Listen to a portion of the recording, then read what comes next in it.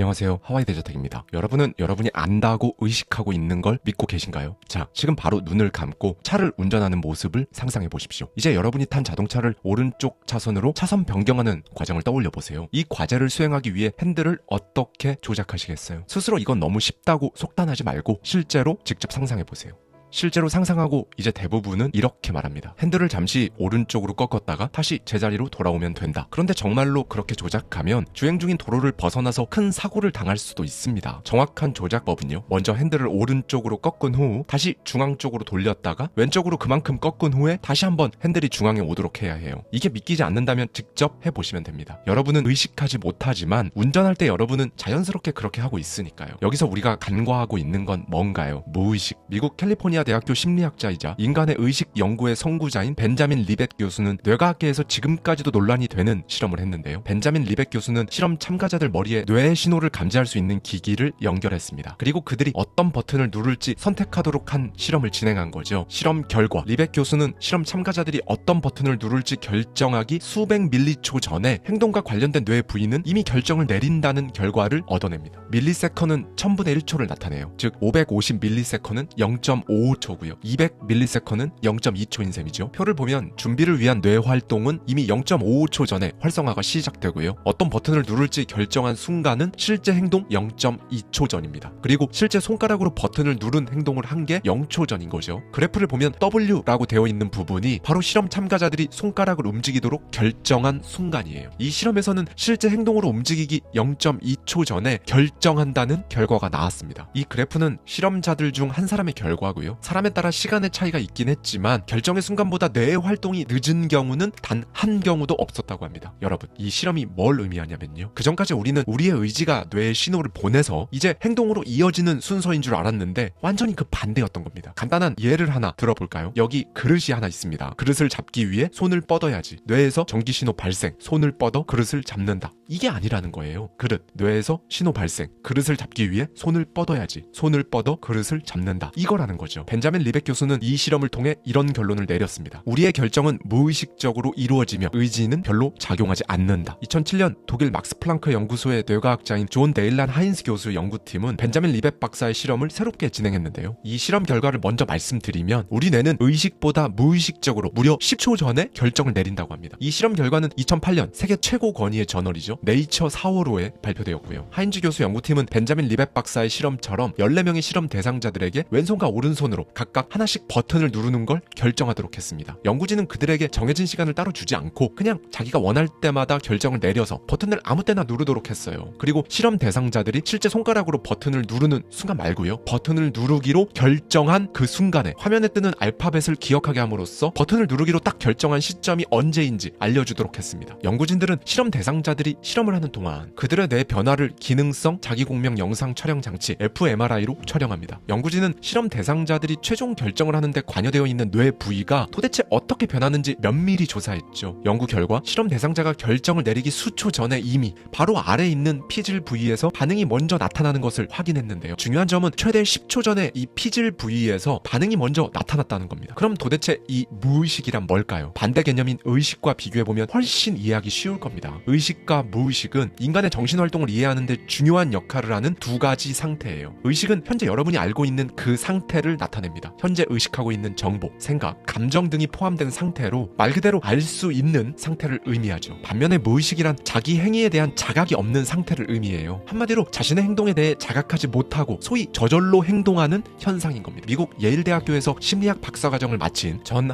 한국임상심리학회장, 현재 고려대 심리학부 고영건 교수가 말합니다. 심리학에서 말하는 무의식은 두 가지가 있다. 그중 하나는 지그문트 프로이트가 100년 전 최초로 주장한 것으로 사람들이 의식하기를 두려워하거나 의식하기 싫어하는 무의식이 있다. 이걸 두려운 무의식이라고 하겠습니다. 프로이트는 히스테리 환자를 치료하기 시작하면서부터 이 무의식의 존재를 확신하게 됐는데요. 이 환자들 중 일부는 손발 마비와 같이 부분적인 신체 마비 증상을 보이고 있었습니다. 그런데 의학적으로는 도무지 그 발병 원인을 설명할 수가 없는 거죠. 그러던 중 프로이트는 환자에게 최면술을 걸어 억압되었던 과거의 기억을 끄집어내자 신체 마비 증상이 사라지는 것을 목격하게 된 겁니다. 그는 이것을 그 환자가 의식할 수 없는 무엇인가가 의식 안에 소위 숨어 있으면서 신체 증상을 만들어내고 있다는 증거로 간주했어요. 프로이트는 이때 사람의 행동에 영향을 미치는 의식 안에 숨어있는 의식을 표현하기 위해 무의식이란 개념을 도입한 거죠. 현재는 비만과 관련된 연구에서도 이 의식하는 걸 두려워하거나 의식하기 싫어하는 무의식에 대한 개념으로 치료가 이어지고 있습니다. 그러니까 머리와 몸이 따로 노는 사람, 의식은 나는 날씬하고 싶어 라고 말하는데 계속 다이어트에 실패하는 사람을 파고 들어가다 보니까 직업이 교도관이라 수감자들에게 약해 보이기 싫다는 무의식이 작용하는 등 결국 무의식은 날씬해지는 걸 딱히 원치 않았다는 거예요. 즉 우리의 행동은 피어오르는 연기고 그 연기의 원인은 무의식인 겁니다. 이 두려운 무의식은요 주로 망각으로 덮어지고 말실수의 형태로 가장 잘 드러납니다. 망각, 그러니까 잊어버리는 것과 말실수, 이 두 개는 완전히 달라 보이지만 같은 범주에 속합니다. 두 가지 모두 여러분의 방어 기제와 연관되어 있어요. 왜냐하면 망각은 기억하고 싶지 않은 걸 무의식이나 얕은 무의식 속에 숨겨 넣은 거고요, 말실수는 숨겨 넣었던 게 자기 의도와 달리 불쑥 튀어나온 거죠. 무의식의 힘은 의식이 통제할 수 없습니다. 그래서 제멋대로 힘차게 작용하는 거고요, 말실수는 덮고 싶은 무의식적 욕망을 밖으로 터뜨리고 싶은 욕망이 이겨버린 결과예요. 무의식이 내부에서 한 구석은 가리고 싶고 다른 구석은 열어 젖히고 싶어 하다가 갈등과 긴장의 압력이 지나치게 올라가면서 결국 터지는 겁니다. 그래서 끝까지 비밀을 지키는 게 어려운 거예요. 결국 이 두려운 무의식 때문에 우리는 생각과 몸이 따로 노는 경험을 하게 되는 겁니다. 그러다 상태가 너무 안 좋아지면 최면 상담 같은 것들로 숨어있던 두려운 무의식을 끌어내서 해소시키기도 하는 거고요. 이 두려운 무의식 말고 이제 자동화된 무의식도 있습니다. 이 자동화된 무의식은요, 뇌가 특정 환경에 적응해버린 결과로 나타나는 거라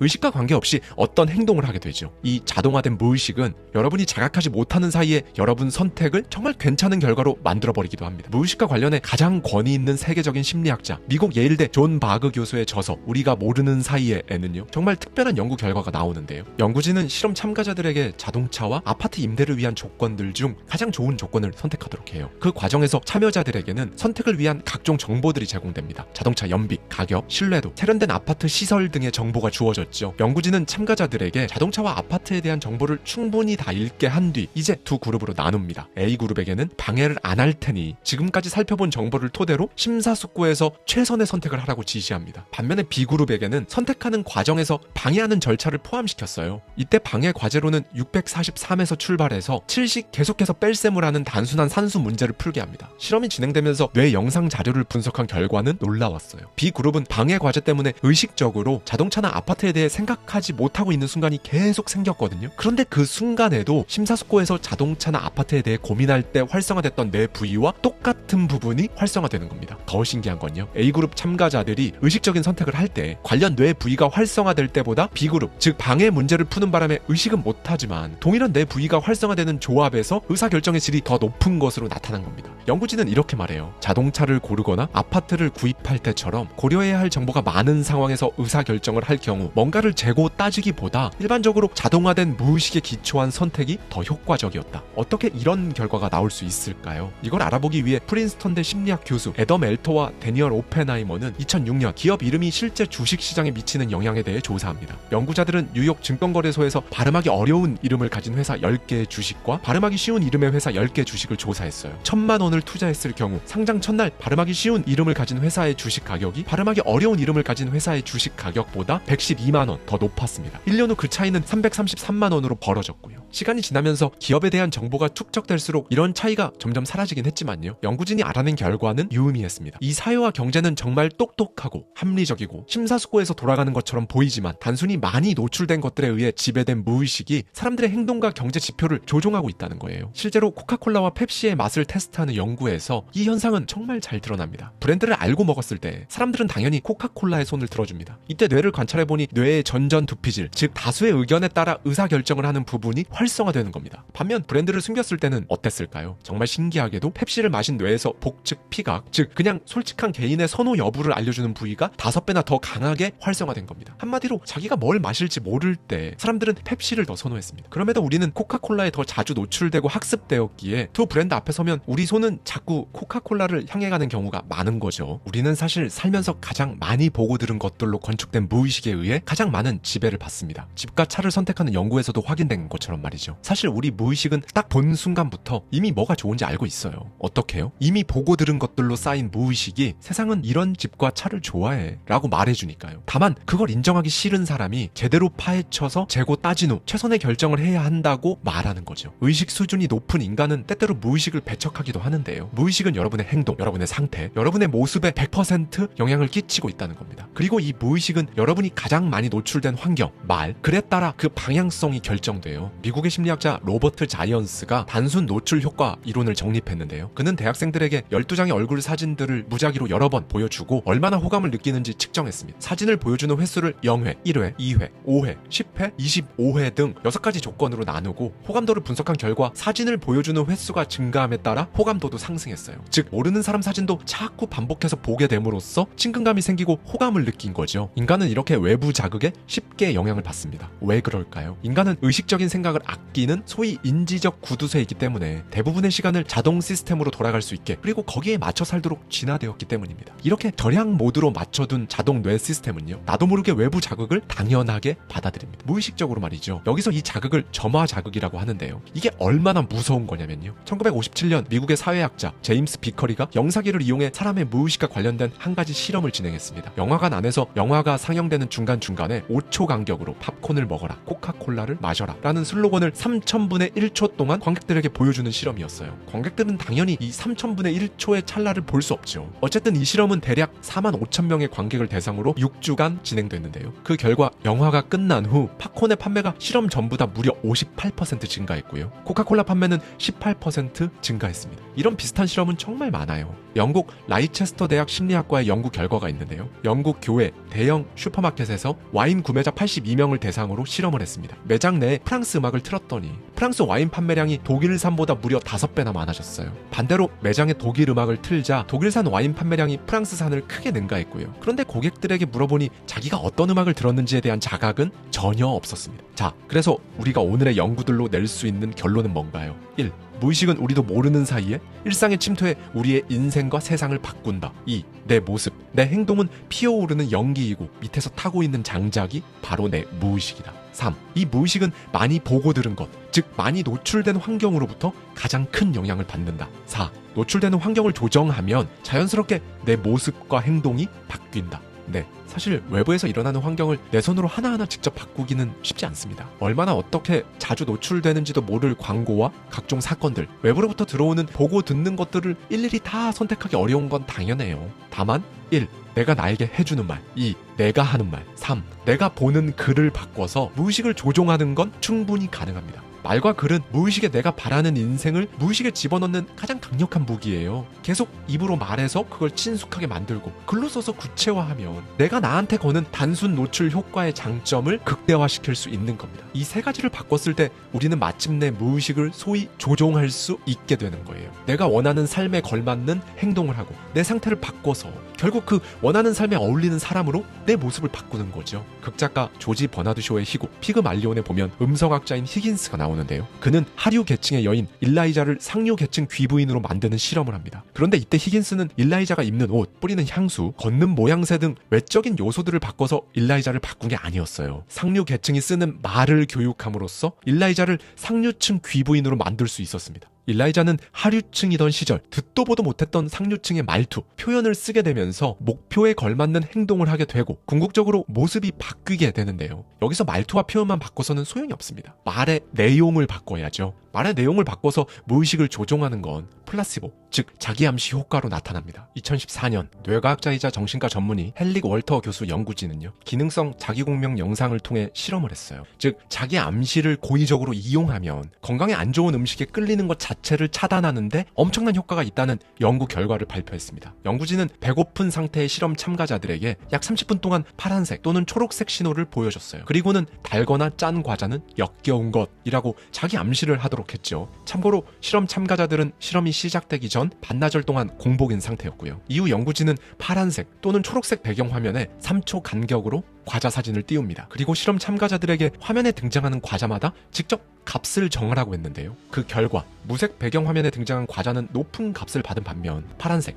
또는 초록색 배경 화면에 등장한 과자는 가장 낮은 값을 받았어요. 심지어 실험 참가자들은 초록색과 파란색을 볼 때마다 역겨움을 느꼈고 뇌 혈류량도 감소합니다. 마지막으로 굉장히 오래전 일인데요. 18세기에 있었던 실화입니다. 이건 지금 현재에 있어서 지닐 수 있는 과학적 함의를 넘어서서 우리에게 꽤나 충격을 주는 사례로 남아있죠. 1768년 안톤 메스머 박사가 직접 기록한 일화인데요. 메스머 박사는 의과대학을 졸업한 후 당시 의료계에서 시도해보지 않았던 자석 치료를 시작합니다. 자석을 몸에 붙이면 구토 증세가 호전된다는 말을 들은 환자들이 이 소식을 듣고 메스머 박사를 찾아와요. 그런데 하필 그때 진료실에 자석이 없다는 사실을 확인하고 당황한 메스머는 일단 환자의 몸에 자석 대신 자신의 손을 갖다 댑니다. 그런데 환자들은 메스머 박사의 손에 당연히 자석이 들려있는 것으로 착각했겠죠. 그러더니 환자들은 갑자기 구토를 멈춘 겁니다. 여러분, 여기서 정말 중요한 건요, 스스로 생각을 주입시킬 때 여러분 스스로 완벽하게 그 내용에 동의를 해야 한다는 겁니다. 우리 무의식에는 수많은 신경 덩어리들이 존재해요. 이 신경 덩어리들은 크기가 제각각 다른데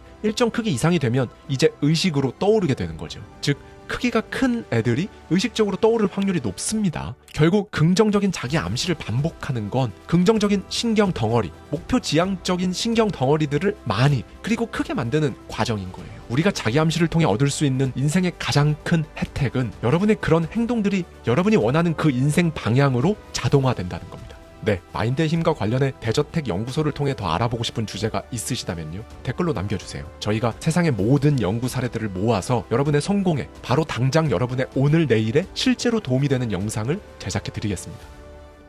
감사합니다. 지금까지 하와이 대저택이었습니다. 네, 여러분, 정말 1년 내내 우리 구독자님들께서 한없는 긍정 에너지를 주신 것에 대해 정말 어떻게든 보답하고 싶었어요. 그리고 어떻게 보답해드리는 것이 가장 좋을까 2달 넘게 많이 고민했는데요. 저희 구독자님들만의 커뮤니티 공간이죠. 더마인드 홈페이지에서 시간 압축 클래스를 누구든지 5일간 수강하실 수 있도록 오픈했습니다. 제가 직접 경험하고 느꼈던 것들, 그간 쓰고 읽어왔던 수천 권의 책들 속에 있던 인사이트를 녹여내고자 3달이 넘는 기간 동안 심사숙고해서 만들어낸 커리큘럼이고요. 이 클래스에서 유튜브와 책에서는 볼 수 없는 깊이를 담고자 했습니다. 더 많은 경험, 더 많은 삶, 그걸 위한 더 많은 부를 원하시는 우리 구독자님들께서 부디 이 클래스로 조금이라도 도움을 받으시길 바랍니다. 신청 방법은 아래 고정 댓글을 꼭 확인해 주시고요. 감사합니다. 지금까지 하와이 대저택이었습니다.